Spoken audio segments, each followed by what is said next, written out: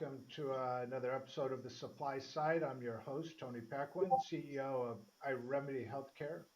We're on a mission, as always, to demystify the crazy world of medical supplies, shedding light on the complexities, the challenges, the potential solutions within this very important part of healthcare.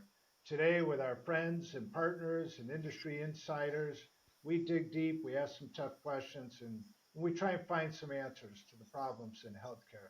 So let's dive in and explore what's happening today on the supply side. But first, don't forget to press that subscribe button. Today, we've got with us a great guest. We're going to go down a little bit into the government side of healthcare, a very important thing. We're going to talk about it here shortly.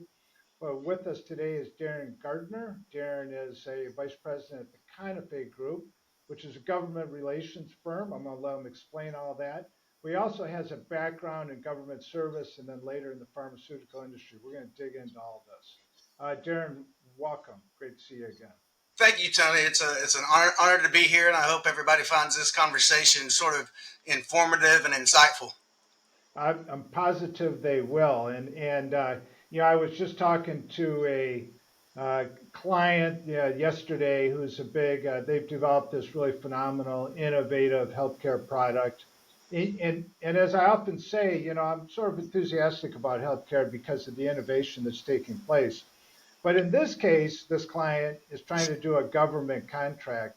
And I can tell by talking to them, they greatly underestimate the complexities and the bureaucracy, which is there for a reason. I was talking to this guy, for example, and he's talking about, well, it'll really be like $100 million transaction. But he didn't know what the FAR was, the Federal Acquisition Regulations.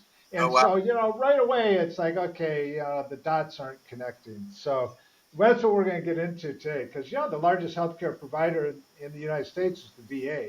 Right. And the largest payer certainly is Medicare, right? So you can't do anything in healthcare without being tied into the government. Darren, that's your experience.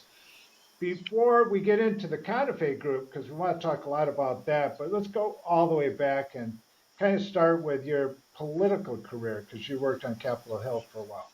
Yes, I did. So, my political career really began with sort of political ambitions that I learned and political things that I learned in college. I started off at Ouachita Baptist University in southern Arkansas, playing baseball there, where I played for 2 years. Then I went for 6 months to Yantai, China, which is where in 1992, just 3 years removed from the Beijing incident, and that happened in 1989, just 3 years removed from that, China was a much different country than it is now. And it got me really interested in politics. So when I came back to the States, I enrolled at Henderson State University into their political science program, and sort of finished out there. That's where I sort of generated my thoughts about wanting to be in politics. I ended up running the family restaurant for about 5 years after I graduated college. But then I decided to take my chances and move to DC and go to work on Capitol Hill, as one of my best friends had done. Wow. So I moved up to Capitol Hill. I first went and met with my hometown congressman, Asa Hutchinson. See, I grew up in Fort Smith, Arkansas. I grew up with Asa Hutchinson III. He and I are in the same class. We went to this very small private school called Fort Smith Christian. So I first went to Asa Hutchinson, but he was in the middle of the Monica Lewinsky deal, and he was sort of leading the charge on that. He had a full staff. He didn't have room for me. He said, but my brother's a senator. He has a larger staff, and he could probably fit you in somewhere. Go talk to him. Okay. So I literally walked across the grounds of the Capitol, walked over to the Dirksen building, walked into Senator Hutchinson's office, introduced myself, and said, Asa told me to come talk to Tim. So I walked in, I talked to Tim and his chief of staff, Todd Dethridge, and Todd told me to call him back in 2 weeks. We'll make a job for you. So he made a job for me as legislative correspondent for Tim Hutchinson, first in his personal office. I was under the tutelage of his healthcare LA, Kate Hull, who's now at Pearson Osakowitz in DC. But shortly after I began work for Senator Hutchinson, he got the chairmanship of a small subcommittee, the aging subcommittee on the Health, Education, Labor, and Pensions Committee. Kate Hull went over to be staff director. I begged her to let me come over to committee with her. She did. I went over there as research assistant. And that's really where I cut my teeth, for the first 2 years working for Tim in healthcare policy, writing the letters and responding, draft responses for the senator to send back to his constituents that ask about healthcare. It's a good way to learn the policy, and being around somebody like Kate Hull, who was much more respected at the time in healthcare policy, that's where I really learned everything. That goes back quite a ways. She has a pretty good score for you to kind of, get that job early in the career. And yeah, it really was. But those were some crazy times. We were just coming off the Clinton Hill Initiative. And then in my second year working for Tim Hutchinson on the aging subcommittee, that was 2001. So 9/11 happened. So we went through 9/11. I remember sitting in the subcommittee office going, girls, we've got a terrorist attack on our hands, and I think the Pentagon's on fire. And then that happened right after. A week later, this guy knocks on my door with a hazmat suit on. Two guys in hazmat suits walk into our office, ask if they can use the conference room. They bring in this girl from the office next door, which turned out to be Senator Daschle's mail office, take her into our conference room and decontaminate her for anthrax. I remember that happening. So that was my first sort of personal experience with infectious disease, and sort of really got me interested in that. And because it happened personally to me. I was one of the staffers who ended up at the church down the street with the Capitol physician, sort of telling us what's going on, telling us he had the results of our tests and that very few of us were positive. Well, when I sat down with my sort of nurse to get my prescription of Cipro, which they handed out to everybody, I looked at her sheet, even though it was upside down, and I saw Darren Gardner likely positive. So being exposed to anthrax and then having to take Cipro for 60 days, was an ordeal that sort of shaped my thinking about infectious disease moving forward. Yeah. It makes it real. That's the weird thing. And we talked about it a lot. Even today is, is the next pandemic around the corner. There's all kinds of crazy stuff going on. It's amazing, you talk about China when you were there. So I guess that was like late 90s or something like that.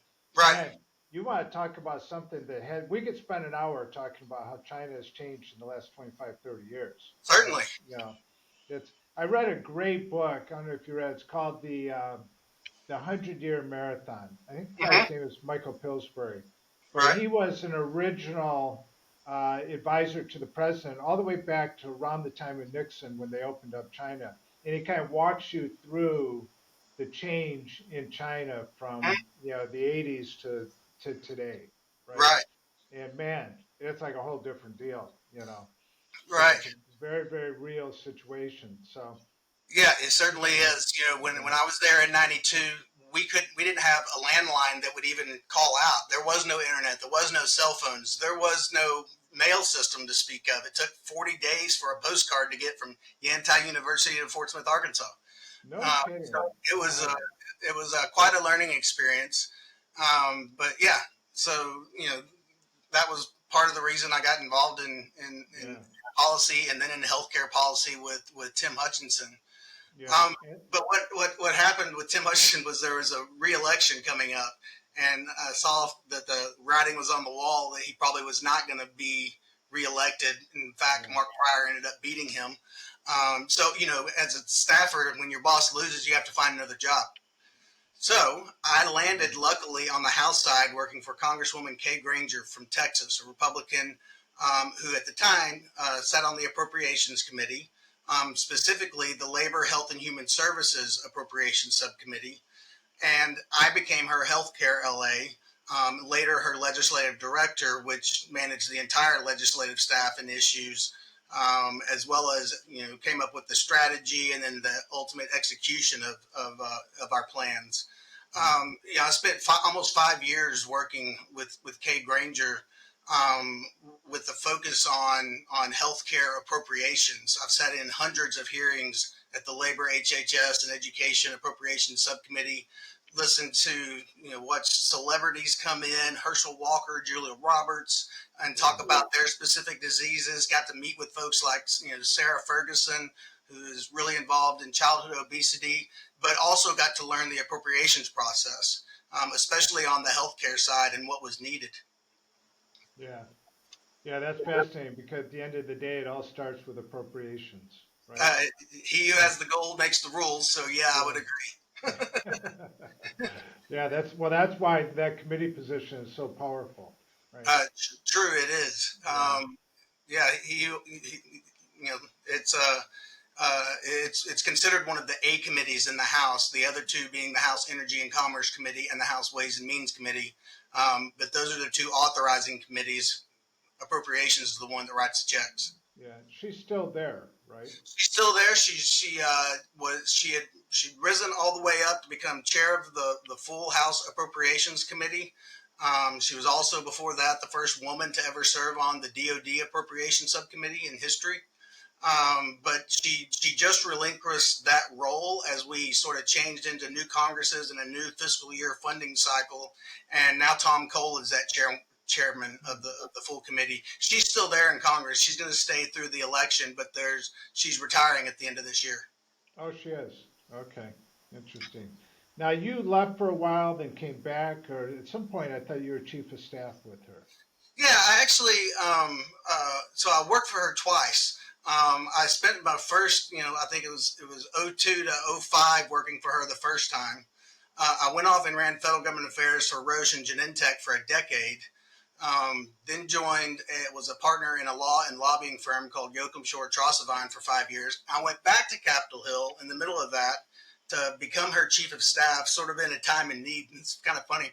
The first time that I worked for her, I was begging her to work for her. The second time, she asked me to work for her. Yeah. So that was kind of fun. I went back in sort of a time when she needed me and help her put her staff back together. I hired my replacement chief of staff and went back to the private sector, and then landed at the Conafay Group about 4.5 years ago. Yeah. So we could talk a little bit about Roche because you had some interesting experiences during that time. And is Yeah, that when you kind of interacted with the stockpile and Tamiflu, or was that a different? not exactly. So we're working for Kay Granger on House Appropriations in 2003 when we started hearing about H5N1, the bird flu. I sort of became obsessed with that from a staff level, and started getting Miss Granger to thinking about a pandemic and what we could fund and start up, or what we could fund in advance of a pandemic to better prepare for a pandemic. We had several hearings because the news was all over China and Hong Yeah. Kong and Vietnam about bird flu. So we had a lot of hearings. But then in 2005, Roche did come to me. I met with it's a really funny story. Christine Pellerin was a good lobbyist friend of mine when I was LD for Granger. So Miss Granger had stepped off of Labor HHS, had hired a new chief of staff. There was a deputy chief of staff in place named Robert Head, who was sort of next in line if it came open again. And so I was sort of at the top of my, where I thought I could go in Miss Granger's office at the time. So I asked my friend Christine Pellerin, a lobbyist, out to lunch and said, "Hey, let's talk about my career." She said, "Well, it just so happens I have a client, a big pharmaceutical company that's opening its DC office." This was in 2005. "Would you be interested in that position?" I said, "Yes, absolutely." She said, "Great. I will introduce you to Evan Morris. He just took over the role as head of the DC office, and we'll get y'all hooked up and you can talk about it." It took me about 6 months to actually get a meeting with Evan. And I actually ended up saying, "Hey, listen, I'm hosting this fundraiser for Miss Granger, a golf fundraiser that we do at Colonial in Fort Worth every year. You should come down for it." So he did. He came down. I made sure that he played in my card at Colonial. We talked about Roche. We talked about the job opening that he was trying to fill. And long story short, on the 12th hole, he offered me the job, and I took it on the spot. No Um, kidding. Now, it was really hard to leave Miss Granger though. When I told her, I was really scared to actually tell her that I was leaving for Roche. I asked the chief of staff at the time if I could go pick her up at the airport, which I did. I picked her up, and then I gave her the news. Her reaction was completely unexpected though. She started crying on me. No She kidding. was a great boss to work for. I learned everything I know about politics, inside politics, from Kay Granger. I learned how to work the halls of Congress from Kate Granger. She is not one that's in front of the TV camera or in the newspaper a whole lot, but behind those walls of Congress, she is the most strategic person and probably the most underestimated person I know of. Like I said, she rose all the way to the chair of the House Appropriations Committee.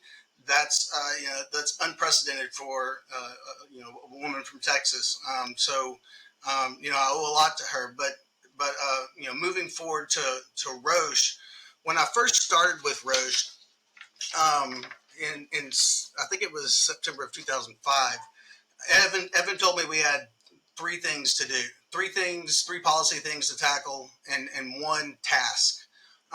Those three policy things, one of them was we were in a war with Amgen at the time. And it was sort of the war of all world wars between two pharmaceutical companies. Roche was trying to bring in a competitor to Amgen's Epogen. Now, Epogen at the time was about 80% of the revenue for Amgen, and they were fighting Roche in the courts on patent infringement for its product. But at the same time, Evan took this on. He said, I've got three things to do. I'm going to take this one on. He said, we're going to change the patent policy to make it more favorable to Amgen. We're going to try to win this thing in Congress and not try to win it in court. That was my first real taste of the brilliance of Evan Morse. Long story short, we were able to get a provision sort of secretly into the Commerce, Justice, State Appropriations Bill over in the Senate. Section 271G was the section we focused on in the Patent Act, and we figured out through counsel that if you remove 5 little words for purposes of this title, you could invalidate the patent on Epogen that they had enjoyed, therefore letting our product into the market in the U.S. Wow. We were within like 48 hours of that being on the floor and getting passed. It got written into the bill by the senators, the chair of the subcommittee. And 48 hours before it was supposed to be considered, an email came out from Pharma, which we were members of at Roche. And the email said, hey, there's this little provision, Section 271G. Does it mean anything to anybody? Evan and I went, oh no, they found this out. Amgen's figured it out. Number 2, somebody's going to figure it out. So about 24 hours went by and nothing happened. And then we get about a day before, another email comes out from Pharma that they are going to Capitol Hill opposing this provision. Really? This was, they ultimately stopped it. Pharma did, which is one of the reasons why Roche pulled out of Pharma, because they took Amgen's side instead of Roche's side. That's a whole different story. But, there was actually an article written about it by Kate Ackley from Roll Call called The Midnight Rider That Lost Its Way. It talks about for purposes of this title, which don't mean anything to anybody except for Amgen. And some of the quotes in it were, by that time, that's when we really got discovered, because we had just opened the office in 2005. They didn't have a lobbying, a lobbying practice in place. So this was when we were sort of first found out that, oh crap, they've got some real deal lobbyists.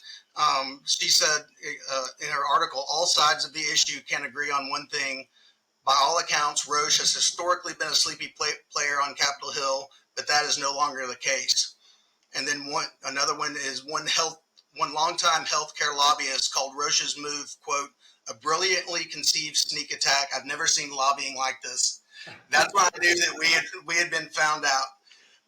So, we went on to, that was sort of the Amgen story, which everybody knows the outcome of it. We eventually lost in the courts, and so it never came to U.S. market. But that was where I truly learned, a lot about lobbying and working with Evan Morse, how you lobby from the outside in. I knew the inside out, but he taught me the outside in sort of lobbying. I had another issue, the second issue that we had to deal with was the Ryan White Care Act. Roche made a hepatitis C drug at the time called Pegasus. I had sort of the edict from corporate to try to get the inclusion of hepatitis C drugs in state ADAP programs so that they could pay for not only the HIV treatments, but also people who were co-infected with hepatitis C. That provision passed, was included in part of the Ryan White Care Act. Evan had a statistician within Roche run some numbers, and it turns out that was worth about $50 million to the Roche organization. So, what a return on your investment. You give your two kids in the DC office $10 million and you get back, 50 million. Yeah, but the third thing we do, and probably the thing that I'm known for the most in DC, was we had the direction to get Tamiflu stockpiled by the Strategic National Stockpile in the event of a pandemic influenza. During that time, so we started that whole effort. It started on Capitol Hill. I had to educate policymakers, and I did hundreds of meetings on Tamiflu and what antivirals or a neuraminidase inhibitor like Tamiflu. It treats both seasonal influenza and pandemic influenza. So I probably did in my lifetime 200 or 300 meetings on pandemic preparedness and Tamiflu. But a lot of the first meetings were focused on the Appropriations Committee.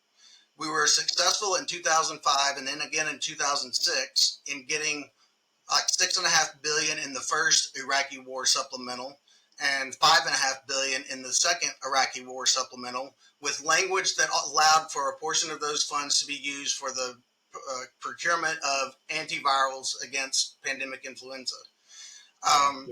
So along with the money came the language that was necessary for Tamiflu, and that resulted in over 10 years, I think we ended up selling 100 million courses of Tamiflu to the Strategic National Stockpile, or about $2.6 billion worth. That seemed like pretty early. Like, when did the stockpile thing start? That was, so Clinton or something like that. Yeah, it was originally around in the Clinton days, but really started to pick up after those appropriations came that sort of funded at a much higher level. And it's important that they were in a supplemental bill, because that means they have 10 years to spend the money. So this money propped up ASPR, the Assistant Secretary for Preparedness and Response budget, which sort of established and got BARDA, the Biomedical Advanced Research Development Authority, and the Strategic National Stockpile, SNS, funded.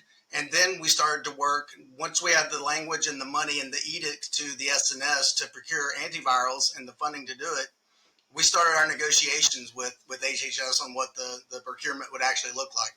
SNS and ASPR and BARDA, I mean, they all went on to become very powerful parts of this whole. Very, very powerful parts. Yeah, absolutely. We worked a lot off of the National Strategy for Pandemic Influenza that I think was put out in 2005 by the Bush administration. In it, there was a recommendation for all countries to stockpile, or for the U.S. to stockpile enough for 25% of the U.S. population, which is where the 80 million courses come from. So, we started our negotiations with the secretary. George Abercrombie, our CEO, walks into Secretary Leavitt's office and says, "What's it going to take to make this happen?" And they asked three things of Roche. The first thing that they wanted was they wanted guaranteed domestic manufacturing. The second thing they wanted was they wanted unique bottling and unique packaging. So Tamiflu normally comes in blister packs in a pack like this. But for pandemic purposes, they put it in a bottle, and this is for pandemic use only. They did that for relabeling reasons. If Tamiflu was going to get its date extended, for example, or if they were going to utilize the shelf life extension program. They want to repackage the bottles without having to reprint a blister pack. Exactly. So while it solved for that problem, it sort of created another. Tamiflu is a gel cap. And it's in the commercial market, it's in blister packs. Well, in this pandemic bottle, the first thing that starts degrading is the gel cap. Yeah, they start. And it turns into a chunk, just a glob of API and gel. So, and now I think they're buying, everything they bought in the last, since they sort of figured that out, they bought in blister packs because of that reason. But yeah, that was Well, the whole stockpile thing is interesting because, we ran into this, of course, in the needle and syringe business and so forth. But, by definition, healthcare products expire. I mean, really, when you think of most of the manufacturing of healthcare, whether it's pharmaceutical or med surg or whatever the case might be, it usually has a limited shelf life. It really isn't designed to say, hey, let's throw it in a big old government warehouse and keep it there for 10 or 20 years. That's not Right. really, the plan.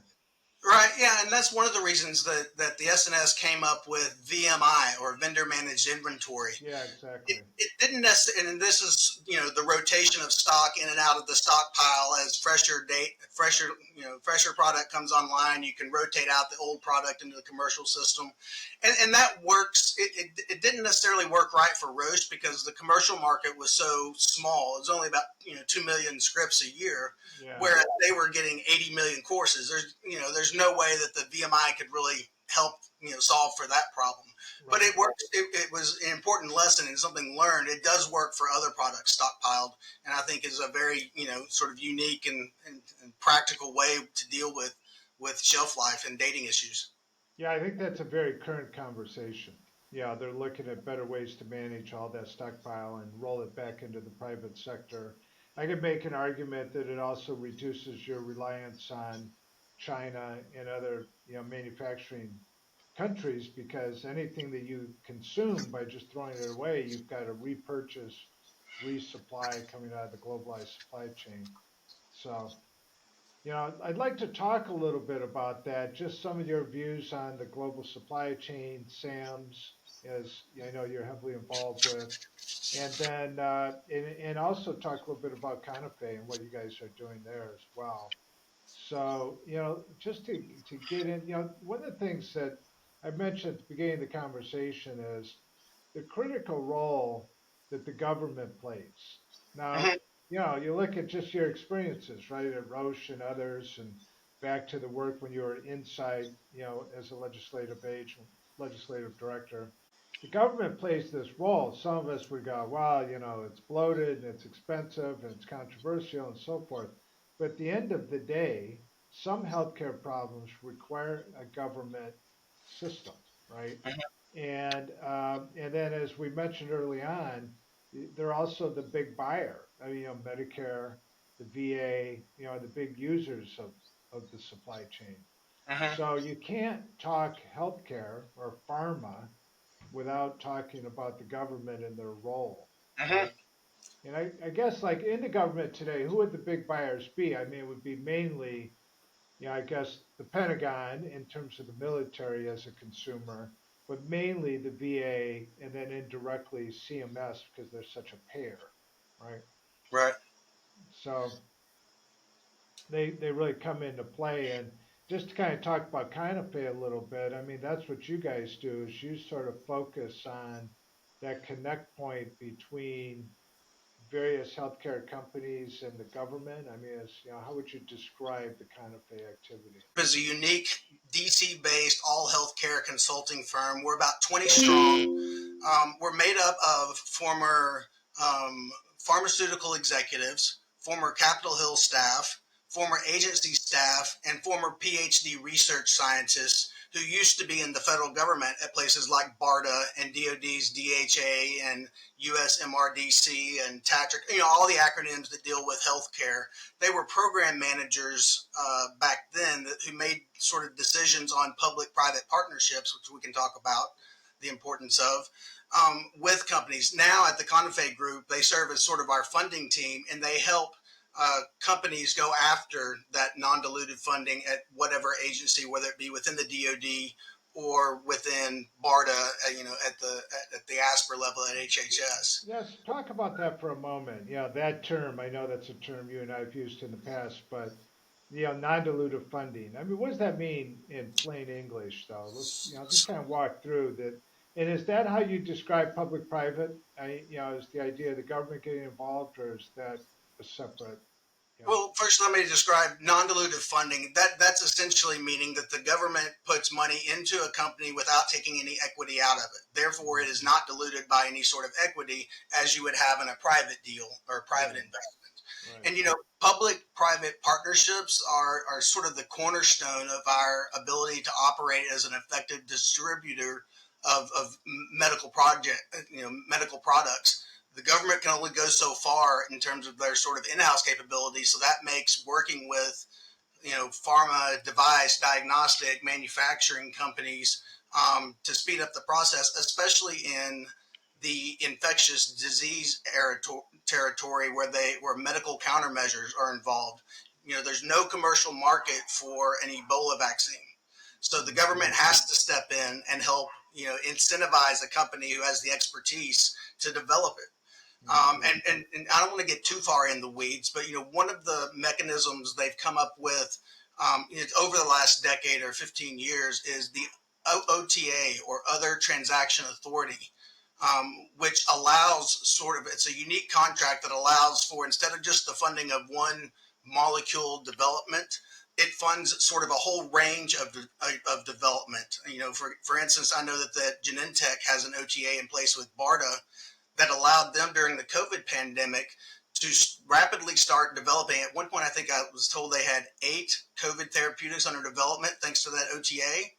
Without the existence of an OTA arrangement, that kind of public-private partnership wouldn't exist. Yeah, I recall during or post-COVID, I was with some of the guys on your team, and they were talking about, when you're in the middle of a crisis, that's not the time to form the partnership. You want to have the partnership already in place before you hit the crisis. Right? Yeah, exactly. One of the things I learned early on working for Kay Granger and Tim Hutchinson was that, the speed of government does not move the same speed of corporate. So arrangements like this help the government quickly act as quick as corporate can act. And that's the value sort of proposition in these sorts of arrangements. Yeah, I want to come back to the speed issue, but going back for a moment to the non-dilutive funding discussion, like how big is that and where does that money come from? So for us, we represent a number of biotech, diagnostic device, vaccine manufacturers, CDMOs, and a bunch of academic institutions. A lot of the money that we seek comes from one of two places: either BARDA, the Biomedical Advanced Research and Development Authority, for the development of medical countermeasures, or from somewhere within DoD, within their health program. Um, uh, like I said, the money doesn't come attached with equity involved, so it's much more friendly to companies who will be willing to invest their expertise in the infectious disease world where no commercial market exists. Right. Uh, is, because, for example, in the chip world, the government has put up money to build factories or to redomesticate, Mm-hmm. the manufacturing of the microchip industry. Got a long ways to go there, of course, but it's a Right. start. We talk about that a lot, and on the on the biotech side of things, and I've got clients, and you and I are talking about some clients where people have developed innovative technologies. Does Mm-hmm. the non-dilutive funding thing get into things like building technology factories? I mean, what Yeah, is very much so. So let me give you an example. My second day on the job at the Conafay Group, Eric Edwards, the CEO of the Flow Corporation, walked in and said, "I was told I need to talk to you. Here's what we're doing." This was at the beginning of the pandemic, March of 2020. He said, "We just met with BARDA. We have an idea. I've got a consortium together that includes Medicines for All, Civica RX, Virginia Commonwealth University, and Flow Corporation. We have a solution to the problem. We're going to develop here on U.S. soil, just south of Richmond, Virginia, an API facility that will target the 50 top drugs on the essential medicine list or on the FDA drug shortage list, and start making those in the U.S." They were right place, right time. We were hired, quite frankly, to do what I did at Roche: go get language put in the bill that would allow for, in the COVID supplemental appropriations bill, that would allow for the purchase or the buildup of continuous or advanced manufacturing. That was my job, was to get those words included: advanced manufacturing. That gave BARDA the authority to then hand out an $811 million award to Flow Corporation. I wasn't involved in any of the BARDA stuff, don't get me wrong. We just helped on the Hill with them. But that was a very good example of how the government acted pretty quickly to start solving the problem of API and key starting material basically coming from one place in China. Yeah, The, exactly. the thing with that is, while the Flow deal was a good deal, there's only been one of its kind done. To make a dent in the actual problem, China is 20 years ahead of us in terms of manufacturing capacity. We need 20 more flows, in my opinion, which means that the Appropriations Committee should give even more money. In my opinion, pandemic prevention should be treated as a national biodefense issue. Much like we treat defense and give the Pentagon a lot of money, we should give a lot of money towards pandemic preparedness and biodefense issues. Well, of course, I've got the book that I talk about this quite a bit, but I consider the globalization of the medical supply chain to straight up be a national security risk. Yeah. We are virtually 100% dependent upon China for the provision of our healthcare in this country. And when you begin to analyze the implications of that, it's indefensible that we've arrived at this place. And to your point, that's one great transaction, but we could use dozens more like that. The thing that I always come to in those conversations, though, is that they seem obvious. Like the CEO came to you with that proposal, and he talked to BARDA, and there's a lot of common sense in that kind of approach. But it really wouldn't happen if you don't know how to engineer kind of you got to navigate that legislative government Mm-hmm. world. There's a real expertise to the government contracting side that sometimes entrepreneurs and healthcare people, they just don't understand that because they operate in a more entrepreneurial world. They're not used to the idea of a BARDA and an ASPR and all the acronyms, right? They Right. just don't know how to do that. But without that, you can have all the good intentions in the world, but you're just not going to get access to those funds unless you figure out how to comply with the systems, right? Yes. To your point, sort of that I believe you called it the OTA, but the idea that there has to be a mechanism that even enables the government entity to participate and do what they want to do. A lot of times you talk to these guys at Asper or BARDA or something, they want to do things, but they still need the vehicles, the contracting vehicles, and the public-private partnership established that will enable that process. And I find as I'm out talking to innovators and entrepreneurs and people in the healthcare industry, they frequently underestimate um, a lot of those issues. The capital requirements are so significant. If you are trying to compete with a highly efficient, well-developed, heavily capital invested China, you Mm-hmm. know, it's hard to do it on your own. The economics are very difficult if you Yeah. can't get some sort of partnership in place with the government. Yeah, absolutely. And that's one of the reasons that early on I got together with my good friend David Sanders from Coherus Biosciences, and he and I came up with the coalition you've already mentioned, Securing America's Medicines and Supply, or SAMS as we call it. There was sort of an unwillingness, for whatever reason, pharma and bio didn't really want to get involved in the sort of made in America medical supply chain issue for various reasons. But we saw sort of an opportunity to create a coalition of companies like iRemedy, like Teva, like Mallinckrodt, like Amneal, like who else are some of our members? Syncora, who used to be AmerisourceBergen, companies like that who really wanted to take on the issue of our domesticating our medical supply chain. So in 2020, David and I formed this coalition to address these policies on sort of a high level. You mentioned the CHIPS bill. One of our biggest goals is to get a CHIPS-like bill instituted for manufacturing in the U.S. We think that, yes, $5 billion does need to be spent on Mm-hmm. capacity building of our manufacturing so that we're not so reliant on China for our key starting materials and API, and quite frankly, other generic drugs that we ran short of in the pandemic. Yeah, absolutely. I always point out to people, the drug shortage problem is very real and ongoing. And I think people are, generally unaware of that unless you run into it. Unless you have a family member that needs that cancer drug and then you find out that drug is not available, and then people are shocked.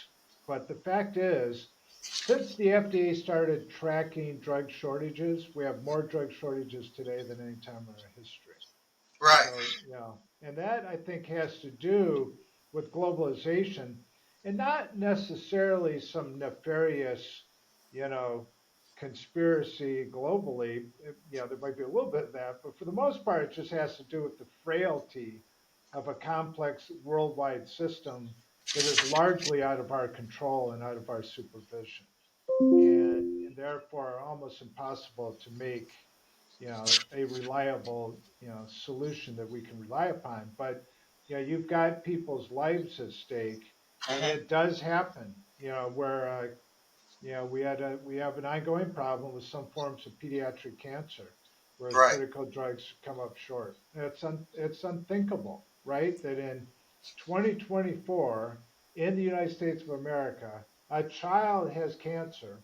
We have a drug that we've gone through all the research and development to design to help treat that cancer, and we can't access it because we have a manufacturing problem. It makes That's no right. sense. Yeah, that's unacceptable. And we're working with SAMs and our members of Congress and senators to address this drug shortage problem. There was recently a hearing on the Senate Armed Services Subcommittee on Personnel that featured Vic Suarez, one of our advisors to SAMs, on the drug shortage issue. But other members of Congress, particularly, I'm proud of my home state Senator Tom Cotton from Arkansas. If you haven't read the report Beat China that he published, he goes into on pages like 43 to 45 the fragility of the medical supply chain and what needs to be done to fix to decouple our supply chain from China. It wouldn't surprise me, and we've had several conversations with his office, of course, since he put this report out, but with dozens of other senators and members of Congress. And it wouldn't surprise me to see this year Congress act on the drug shortage with sort of a series of first standalone bills that would revolve around upfront grants for manufacturing, it preferred medical or preferred Medicare payment for medicines made mostly within the U.S., tax incentives, and even potential authorization of more contracting authority for BARDA and the SNS. That was a pain point that we learned during COVID. The reason Operation Warp Speed was created was because ASPR just wasn't big enough to handle the problem. They didn't have enough contractors in place. Right. So that's why the contracting went to DOD and Operation Warp Speed stepped in. And ASPR and DOD coordinated, but it was a mostly Operation Warp Speed led effort. And I've got to say, Operation Warp Speed, while we're talking about the speed of government, the government can move quickly. We found out during the event of a crisis. Operation Warp Speed moved at a lightning pace to solve a lot of problems. That's what I tell people. That I go, we kind of got caught up in the politics of mandatory vaccines and controversy there. But the fact is, OWS executed a massive undertaking in a very short period of time. It's very, very remarkable success and a perfect example to your earlier comment about public-private partnerships, because that's what it was, right? And Right. it really executed well. So to your point, it can happen. It's the perfect example of what we need to see more of in the future. Yeah, one good story I have from that time was I got a call on a Tuesday morning at 7:30 from Eric Edwards, CEO of Flow. He had just received, because of what he was doing sort of in the whole landscape, his role in the pandemic response became sort of outsized. He got a call from the White House and it said, these are the top 10 prescription medications that are on deep shortage that we need right now. Please figure out a way to help us out here. He calls me and tells me this, and he says at the top of the list is albuterol. I said, albuterol. I said, that's manufactured by my then client, Cipla USA. They're still a client. So I said, well, that's made by Cipla. It's in India, but there's no albuterol here in the U.S. We have run critically short of it. I said, hang on just a second. Let me three-way you in with Nikhil Lalwani, then CEO of Cipla USA, and let's have this conversation. So we talked. We hung up. Long story short, a week later, Cipla gets an EUA, emergency use authorization, from the FDA, therefore allowing Air Force and FedEx planes, I'm told, to go over to India to pick up 1.5 million bottles of albuterol and bring it to the U.S. we needed it. COVID is a respiratory disease, and a lot of people needed those albuterol inhalers. Right. So that's an example of how when the government wants to move quick, it can. Yep. Yep. Well, it's pretty But cool stuff. it, al- You know, it also, let me just finish that thought. It also goes back to, we still haven't learned our lessons from COVID. After that lesson, we should have incentivized the manufacturing of albuterol or figured out a way to partner with a private company to make albuterol here in the U.S. so we don't have that problem next time. We haven't done that yet. yeah, So, that's the remarkable thing is, it's the how quickly we forget phenomenon, right? yeah, It exactly. happens all the time in this country, and this is a lesson that, well, through Sam's and the work you're doing and the work that we do here, we're constantly trying to promote that awareness. Sam's, by the way, uh, as a relatively young organization, has had some wins, right? I mean, Certainly. we've got some things done. So I think that's pretty good. I don't know if you could speak to some of those. You'd be better than me in terms of recalling some of that activity, but I know we've feeling pretty good about the impact that's happening there. We've had a half dozen meetings with the White House that resulted in a supply chain white paper coming out of there with recommendations on how to shore up the supply chain.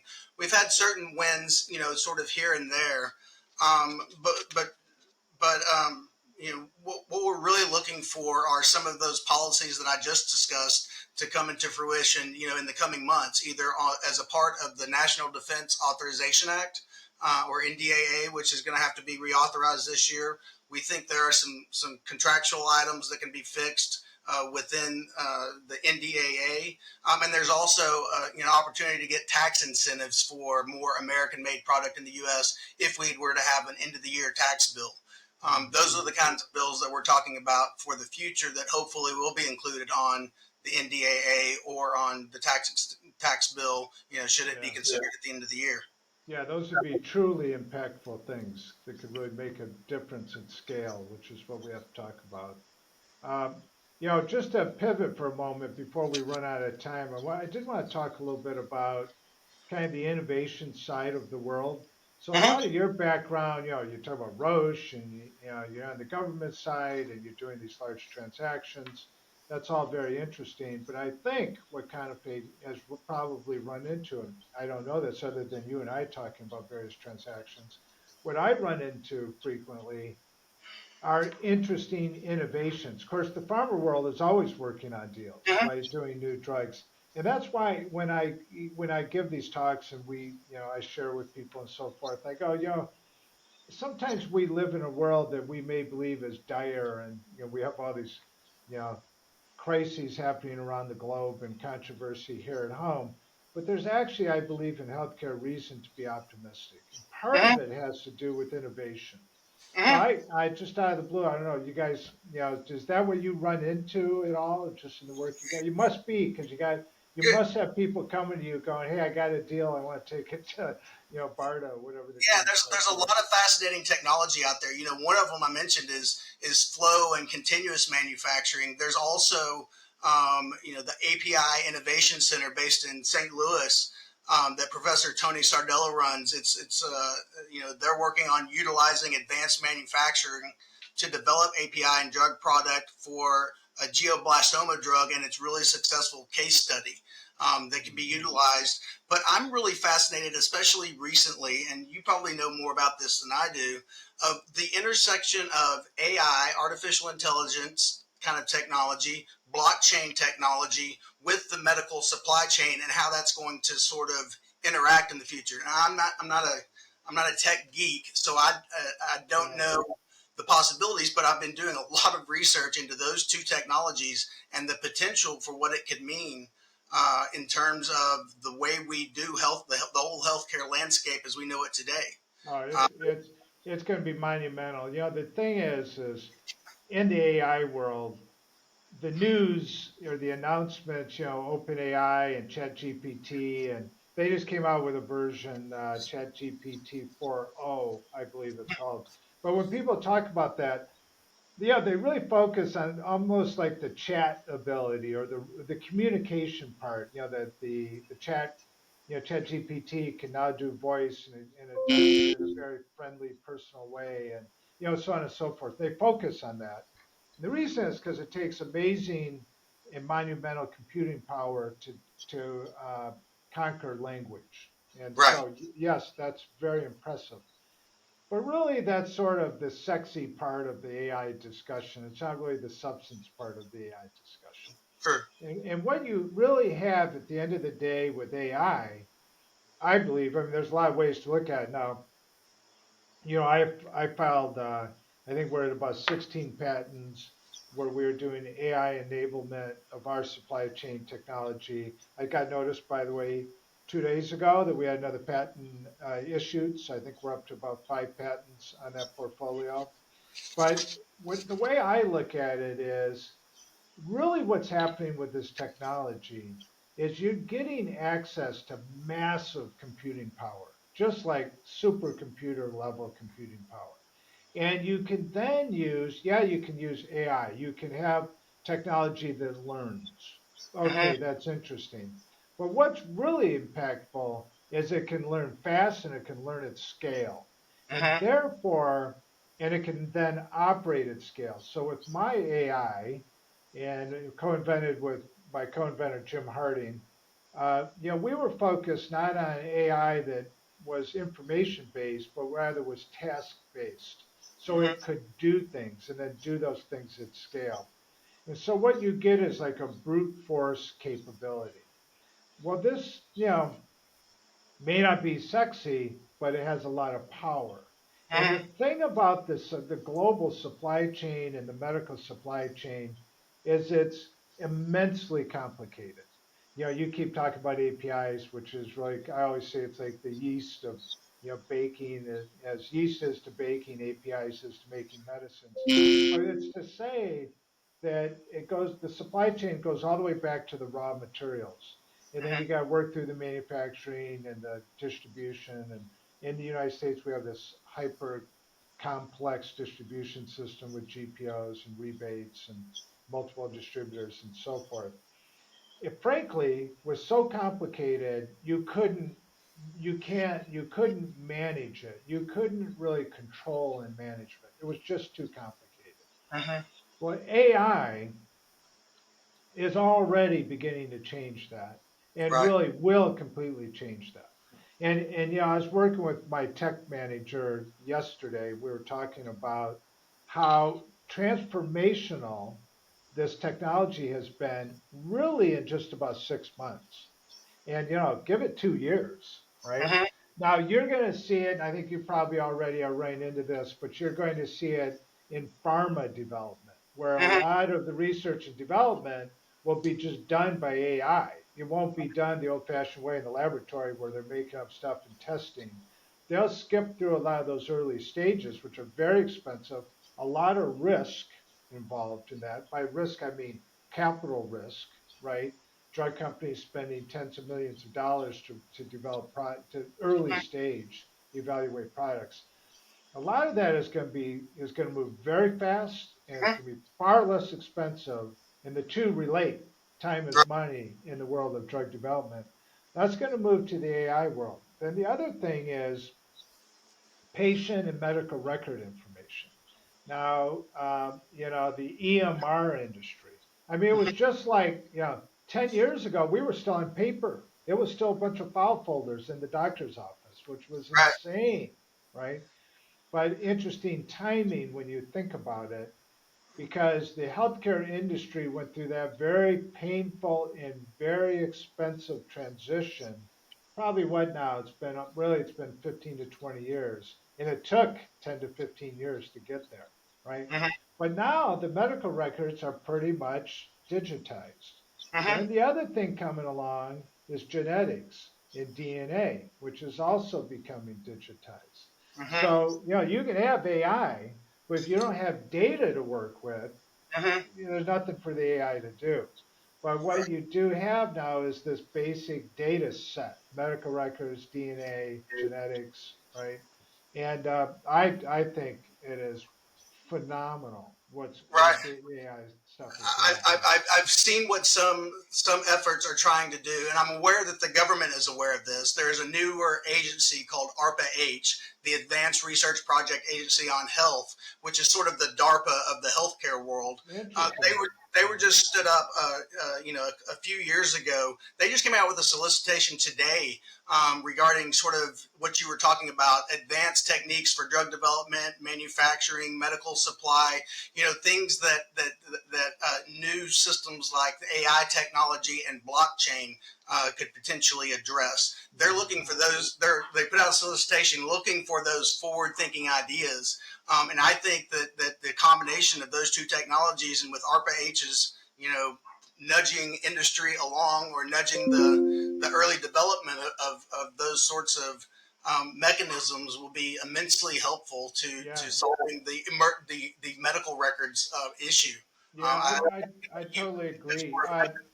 The other area that may not be so sexy, but you mentioned blockchain, and the other amazing thing in the global supply chain is we don't really track things.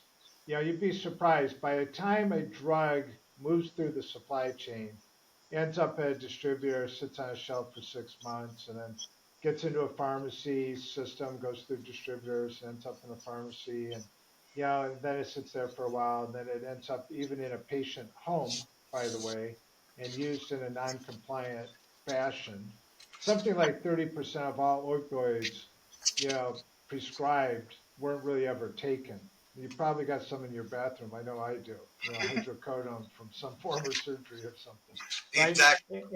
And so the non-digitation of that supply chain is a big opportunity for improvement. I've made an argument that healthcare today is really about data processing with medical records, treatment plans, and so forth, and logistics. There's a lot of moving of products that was sort of like an afterthought. It was like, oh, I have the distributor throw it on a truck, put it on a dock, keep it cold, you know. But it actually, in the evolution of the last 10 or 20 years, personalized medicine, the need for refrigeration, recall, lot management, all the things that blockchain can help enable. And again, this massive data enterprise, I think you're going to see that part of the world completely upgrade and revolutionize in the next 5 years. Yeah. I Yeah. absolutely agree with you. Yeah. I think that the landscape 5 years from now is going to be vastly different in the medical record slash identifying the starting points for drug product and key starting material. All of that, I think that's going to change drastically with the technology we have in the next 5 years. Yeah, there's, for example, there's virtually no transparency. So if you're a hospital and you go, I need this drug, and your distributor goes, no, it's unavailable. Like, that's all you know. Like, Right. you don't know anything else. It's like this black box. Mm-hmm. And it's a mystery what's going on in the black box. And by the way, they're saying it's not available. What they're really saying is it's not available to you at your address today. It's out there in the supply chain somewhere, but the supply chain is not agile. It's not transparent. There's no data in the supply chain. Mm-hmm. And, not to pitch iRemedy, but that's what we always talk about: smarter supply, Right. better care. And I think you're going to see that. 5 years ago was a good idea, but the computing power really wasn't there. And that's really my point of the open AI. Really, the Chat GPT and Anthropic and all these other companies, really what they're doing is they're selling access to cloud-based supercomputing power. And they're doing it via these AI engines. And Mm-hmm. so in a lot of ways, they can make available to small companies like mine and my little tech development team massive power that you couldn't get before, and massive power at a low cost, Mm-hmm. which spurs innovation. So I think it's super interesting, but the speed. I'm an old guy, been in technology forever. I go all the way back to beginning of the IBM PCs. And we lived through all these uh, phases. It went from mainframe computers to personal computers, from DOS to Windows to the internet to e-commerce to cloud-based computing. All these sort of breakthroughs, and they all took a fair amount of time as you look back over those 40 years. But Mm-hmm. none of them have the power impact of this AI movement, and none of them have anywhere near the speed of this situation. Right. Like, you could conceive the idea of cloud computing or e-commerce, right? But e-commerce, took 10 years to implement. Windows took like 10 years for Microsoft to figure out how to do it, right? It Mm-hmm. wasn't like these things took time. AI is like every month you're revolutionizing the entire Something industry. brand new all the Yeah. time. Right. So it's pretty interesting. I think though, where the Conafay Group is, and Darren, where your career is, it's just for me this interesting and complicated intersection between the innovation Mm-hmm. and then on the other hand, the government, Right. which is like the opposite of innovation. I mean, Mm-hmm. even though you got the DARPAs of the world and BARDA and ASPER and a lot of brilliant people doing great things, but they'd probably be the first to admit they're not agile, and they're not entrepreneurs, and they're not risk takers. That's Mm-hmm. what they're looking for, the public-private partnership. Beauty of the creation of this new agency. ARPA-H is meant to be the DARPA of healthcare. They're meant to, take a look at these emerging technologies like AI and blockchain and move them forward as quickly as they can with, the Yeah. billions of dollars they've been funded with. Yeah, Um, super interesting. I hadn't heard of them. Now, who are they? Where are they in the big government bureaucracy? so they sit under HHS. Okay. They operate like quite like DARPA, more as an independent agency. I Right. think they got the original amount of funding was like $2.5 billion. They've been slowly staffing up, adding program managers every day it seems now, and contract managers every day. I'm starting to see solicitations come out on this or that next generation great idea to solve X problem in the healthcare world. I think as you see them start to get rolling through the next few years, you're gonna see the speed of innovation speed up even more. Now, like in an ARPA-H, do they employ scientists, or do they strictly do that via partnerships? I mean, like, what do they do when they staff up? A mix of all of sort of all of the above. A lot of them actually came from DARPA. A lot of the program managers who are at ARPA-H. So Mhm. they have that sort of experience of working on advanced research project, taking risk to, if it means that it's going to have a huge potential public benefit on the other side of it. Yeah. So that's why they were created, and like I said, as they really get the ball rolling, I think we're going to see a lot come out of ARPA-H, like we've seen come out of DARPA in the past. Yeah, well, DARPA, you'd have to think to be one of the great advanced research initiatives of all time, right? Mm-hmm. At least at the government level. So what kind of funding does ARPA-H have right now? Well, like I said, I think they got $2.5 billion to start with. I think they got another $1.5 billion in the last appropriations bill. We found them to be not really, like DARPA, not really an organization that's easy to reach into. Yeah. But when they proactively reach out to your organization, they're probably serious about what they're wanting to do. And Hmm. at that point, you've got a pretty good shot of getting some funding to help develop your tech, whatever it may be. Yeah. Cool. Well, Darren, I could go on and on and on. We've run a little bit long, but I think it's super interesting stuff. I keep going back to, yeah, this intersection between policy, healthcare, and technology, and Mhm. what a key role I think it plays. The ARPA-H is sort of like a perfect way to wrap up that conversation, because it is the intersection point. So, hey man, love having you on. Always love working with you Yeah. guys, both professionally and personally. It's just always great. Love to do it more. And by the way, as you get clients who are, you know, prospects for the podcast, I love talking to guys with new ideas that are doing Okay. things. So we should Yeah. always keep that in mind. I've got a Yeah. few for you, so I'll be sure to let you know. Yep. So listen, if you want to learn more, if anybody wants to learn more about the Conafay Group or follow Darren's work, I'm sure they can find you online, or they can reach out to us. We'd be happy to connect them up. I'd like to first, Darren, thank you, and then thank everybody else for joining us today on the supply side. I'm Tony Paquin. It's been a pleasure sharing our insights and engaging in these kind of critical discussions around the healthcare industry. We hope everybody has a few new ideas to ponder, and make sure to join us on the next episode as we further dig into the dynamics of the medical supply chain. Until then, stay informed, and don't forget to like, comment, and share if you've enjoyed our conversation today. Thanks again, Darren.